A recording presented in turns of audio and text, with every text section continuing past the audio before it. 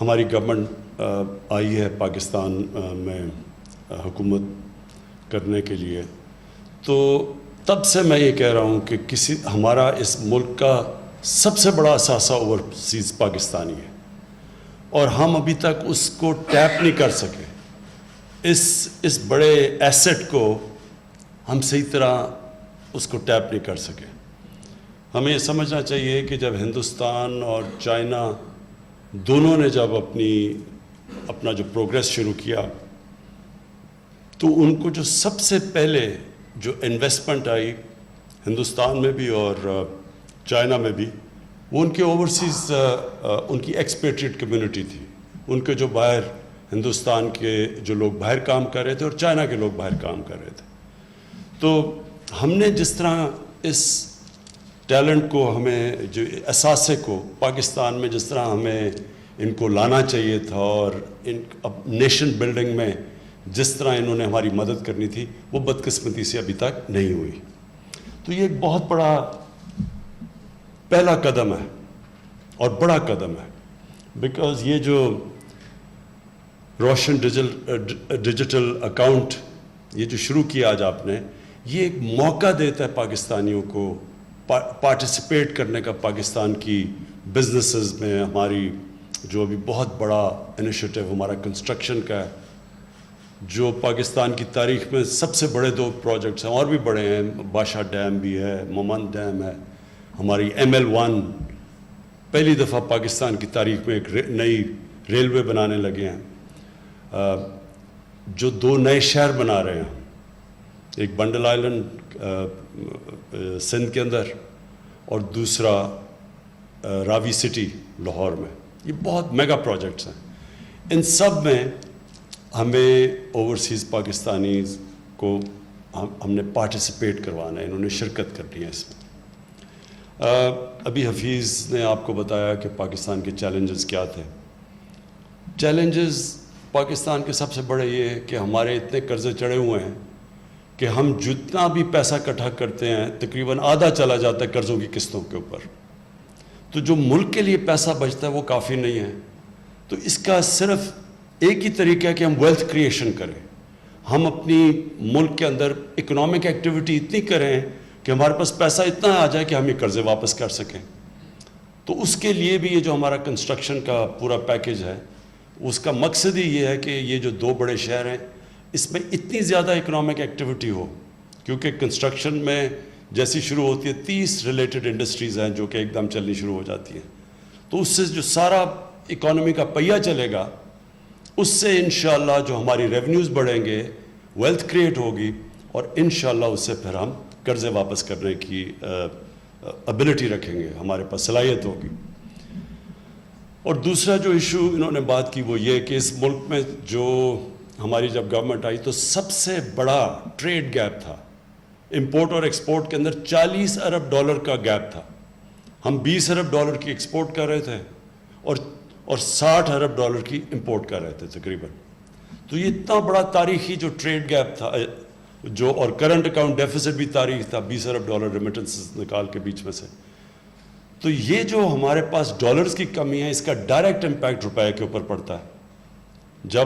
جب ڈالرز کی کمی ہوتی ہے تو روپیہ گرنا شروع ہو جاتا ہے۔ تو اس کو جب روپیہ گرتا ہے تو چیزیں مہنگی ہونی شروع ہو جاتی ہیں، اور پھر انویسٹمنٹ بھی رک جاتی ہے۔ لوگ جنہوں نے پیسے باہر سے لگانے ہوتے ہیں وہ سوچتے ہیں کہ اگر روپے نے گرنا ہی ہے تو وہ ڈالر میں پیسہ رکھیں۔ تو اس سے ساری اکانومی کی جو اکانومی کی ویلتھ بھی نیچے چلی جاتی ہے، اور پھر جو انویسٹمنٹ بھی رک جاتی ہے۔ تو اس کے لیے ایک تو یہ ویلتھ کریشن، اور دوسرا ڈالرز ہم کیسے بڑھائیں، اس کے لیے اوورسیز پاکستانی کی ہمیں بہت ضرورت ہے۔ ریمیٹنسز ان کی بڑھ گئی ہیں، لیکن ہم ایسی چیز چاہتے ہیں کہ ان کی اب انویسٹمنٹ آئے ہمارے ملک میں۔ ابھی تک ہم ان کو کوئی وائبل چیزیں نہیں پریزنٹ کر سکے انویسٹ کرنے کے لیے۔ جو کرتے بھی ہیں انفارچونیٹلی ہمارا سسٹم جیسے ایز آف ڈوئنگ بزنس آسانیاں ہوتی جائیں گی انویسٹرز کے لیے، تو انشاءاللہ وہ ادھر بھی آئیں گے۔ لیکن یہ جو ہمارے 2 میگا پروجیکٹس ہیں، اس میں کیونکہ عموماً وہ پراپرٹیز میں انویسٹ کرتے ہیں، تو یہ بہترین ان کے لیے اپرچونٹیز انویسٹ کرنے کی ہوں گی۔ میں ایک چیز اب اوورسیز پاکستانی اس کے اوپر کہہ دوں، ہمارے ملک میں پتہ نہیں یہ کیا مسئلہ ہے لوگوں میں کہ وہ اوورسیز پاکستانیز کو یا ڈیول نیشنل کو ایسے سمجھتے ہیں جیسے وہ کوئی ملک کے غدار ہیں. سسپیشن سے دیکھا جاتا ہے جی وہ ڈیول نیشنل ہے. پہلے یہ ہم سمجھیں کہ یہ کیوں 90 لاکھ تقریباً پاکستانی باہر کیوں گئے, کیونکہ یہ زیادہ تر ہم نوکریاں نہیں دے سکے. دوسری چیز وہ اتنے کئی وہاں پاکستانی کوالیفائی کر بیٹھے, ان کی کوالیفیکیشنز اتنی اوپر چلی گئی ہیں کہ ہمارے پاس ان کے لیے سوٹیبل جابز نہیں, یا جاب ہیں تو ہم پیسے نہیں ان کو دے سکتے جو ان کو ملنے چاہیے. لیکن اوورسیز پاکستانی اس میں کب اپنے ذہن میں ڈال لیں یہ ہمارا سب سے بڑا ایسٹ ہے, اس سے بڑا کوئی ایسٹ نہیں ہے. بہترین مائنڈز باہر ہیں, پروفیشنلز باہر بیٹھے ہیں, انٹرپرینرز باہر بیٹھے ہیں. جب بھی ہم ملک میں کنڈیشنز کریٹ کریں گے یہ ہمارے پاس اتنی بڑی ریسورس پول ہے جو واپس آ سکتا ہے پاکستان میں.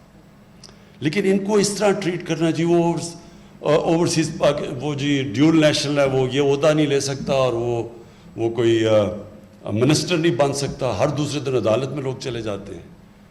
میں ابھی تک حیران ہوں کہ ان کو یہ نہیں سمجھ آ رہی ہمارے لوگوں کو جو یہ اس طرح کی باتیں کرتے ہیں کہ اگر میں آپ کو مثال دیتا ہوں, شوکت خانم کینسر ہاسپٹل ایک اسپیشلائز کینسر ہاسپٹل ہے.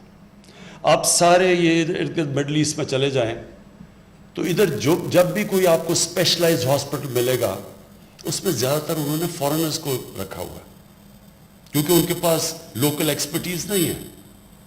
ہم نے شوکت خانم بنایا, سارے اوورسیز پاکستانیوں نے واپس آئے, اس لیے ہم بنا سکے, نہیں تو ہمیں باہر سے فارنرز لانے پڑنے تھے. آپ دبئی دیکھ لیں, اگر دبئی میں وہ اسی طرح ان کے پاس تو لوگ ہی نہیں باہر, یا ان کے اپنے لوگوں کی ایکسپرٹیز نہیں تھی, تو سارے تقریباً انہوں نے فارنرز کو لا کے دبئی کو بنایا. پولیس چیف بھی فارنر ہوتا تھا, ایمریٹس ایئر لائن کا بھی فارنر ہوتا تھا. تو ان کے پاس تو ان کو باہر سے فارنرز لانے پڑے. ہمارے پاس تو ایک ریسورس پول بیٹھا ہوا ہے, اس کو ہم جب چاہیں ان میں سے لوگوں کو ٹیپ کر سکتے ہیں. صرف کنڈیشنز کریٹ کرنی ہے تاکہ وہ واپس آ سکیں. ہمارے لیے ان کے لیے آسانیاں پیدا کرنی ہیں. اور یہ جو لوگ یہاں بیٹھے بڑے ان کو شک سے دیکھتے ہیں, میں آپ کو یقین دلاتا ہوں کہ جتنے پیٹریوٹک باہر پاکستانی بیٹھے ہوئے ہیں شاید ہمارے ملک میں نہیں ہیں. اس کی وجہ ہے, اور اس کی وجہ ہے ان کو باہر بیٹھ کے احساس ہوتا ہے کہ آپ کا ملک کتنا امپورٹنٹ ہے. اسلاموفوبیا ہوتا ہے, جب باہر اسلاموفوبیا تو ان کو احساس ہوتا ہے کہ ہمارے ملک میں ہم پھر سکتے ہیں جیسے مرضی, ہمیں کوئی کچھ کہے گا نہیں. تو کیونکہ میرا تو زیادہ انٹریکشن ہے اوورسیز پاکستانی سے, کرکٹ کھیلتا تھا باہر تو ادھر ان سے میں انٹریکٹ کرتا تھا. تو میں یہ صرف ایک یہ ہمیشہ مجھے عجیب لگتا ہے ہمارے ملک میں جب ہم ریئلائز نہیں کر رہے کہ کتنا بڑا ٹیلنٹ ہے اور کتنی بڑی ریسورس ہے. ٹیلنٹ بھی ہے, ریسورس بھی ہے. تو یہ جو پہلا قدم اور بڑا قدم اٹھایا روشن ڈیجیٹل اکاؤنٹس کھول کے, یہ اس کا انشاءاللہ آپ دیکھیں گے کہ بہت بڑا ہمیں فائدہ ہوگا. جو دوسرا پرابلم میں نے آپ کو بتایا کہ ہمارے ڈالر زیادہ باہر جاتے ہیں, ملک میں کم آتے ہیں, تو یہ جو جب تک ہماری ایکسپورٹس نہیں بڑھتی, ایکسپورٹس کو ہم انسینٹیفائز کر رہے ہیں, ایکسپورٹس بڑھنی شروع ہو گئی ہیں. ہمارا جو روپیہ جس لیول پہ ہمارے ایکسپورٹرز میں آرڈرز مل رہے ہیں باہر سے, ہماری ایکسپورٹس ڈسپائٹ یہ کہ کووڈ تھا, ہمارا ہندوستان اور بنگلہ دیش کے مقابلے میں ہماری ایکسپورٹس بڑھی ہیں, ان کی تو بالکل سٹیگنیٹ کی ہوئی ہے. لیکن جس لیول کی ہم ایکسپورٹس چاہتے ہیں تھوڑا ٹائم لگے گا اس کا. تو اس ٹائم جب تک وہ ہم اپنی ایکسپورٹس امپورٹس تک نہیں یا زیادہ تک نہیں لے کے جاتے, تب تک ہم نے اوورسیز پاکستانیز کو انسینٹیوائز کرنا ہے کہ وہ پاکستان میں انویسٹ بھی کریں, ان کے لیے آسان ہو پاکستان میں اپنا پیسہ لانا. اور جس طرح رضا باقر نے کہا, اگر وہ باہر بھی نکالنا چاہتے ہیں, واپس لانا چاہتے ہیں, تو وہ بھی ان کے لیے آسان ہو. تو یہ بڑا اچھا فرسٹ اسٹیپ لیا آپ نے, اور انشاءاللہ مجھے یہ امید ہے کہ ہم اب ان کو یہ جو اپنے بڑے میگا پروجیکٹس ہیں, ویسے بھی ہماری ہاؤسنگ کے ہم نے جو انسینٹیوز دیے ہیں ہاؤسنگ میں, وہ بھی ہاؤسنگ بوم شروع ہو گئی ہے پاکستان میں, کنسٹرکشن بوم شروع ہو گئی ہے. اور یہ جو ہمارا نیا پاکستان کا یہ جو ہم نے افورڈیبل غریبوں کے لیے, وہ طبقہ جو آج تک کبھی گھر نہیں بنا سکتا تھا, ان کو جو ہم نے اب انسینٹیوز دیے ہیں سیلریڈ کلاس کو, تو ہم سمجھتے ہیں کہ اس سے بہت بڑی ایک کنسٹرکشن کی بوم آ رہی ہے. اور اس میں مجھے پتہ ہے کہ سب سے زیادہ ابھی جو ہمارے اوورسیز پاکستان ہیں کسی بھی سیکٹر میں وہ آتے ہیں انویسٹ کرنے کے لیے، وہ ہاؤسنگ ہے، ریل اسٹیٹ ہے، اور یہ ایک اور انشاءاللہ یہ جو ہمارا 2 میگا سٹیز کی طرف ہم جا رہے ہیں ان کو یہ بھی موقع مل جائے گا۔